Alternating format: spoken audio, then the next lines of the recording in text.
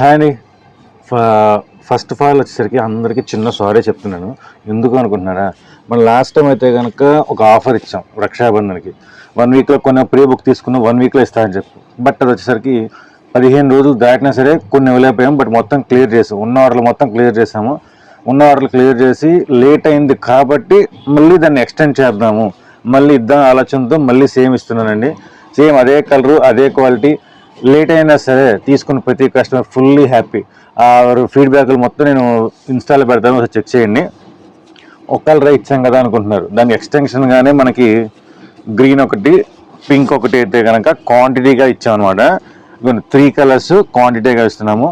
ఇదైనా సరే present limited స్టాకే ఉంటుంది.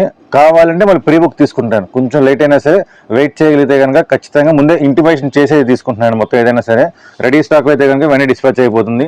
ఈ 3 కలర్స్ యాడ్ అవుతున్నాయి. చీర ఎలా ఉంటుందో తెలుసు కదా మీకు. కంప్లీట్గా కంచి బార్డర్ వస్తుంది అండ్ వచ్చేసరికి లైన్స్ పళ్ళు అండ్ రన్నింగ్లో బ్లౌజ్ వస్తుంది. 3 కలర్స్ అయితే కనుక మనకి క్వాంటిటీ ఉన్నాయి. అది కాకుండా అయితే కనుక ఒక 4 కలర్స్ అప్కమింగ్ వస్తూ ఉంటాయి. ఇవి అయితే కనుక మనకి ప్రజెంట్ అయితే సింగిల్సే వచ్చిన శాంపిల్ తెప్పించాను అనమాట, కలర్ ఎలా వస్తుందని చెప్పేసి.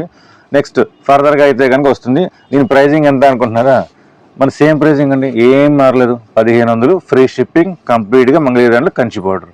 Thank you.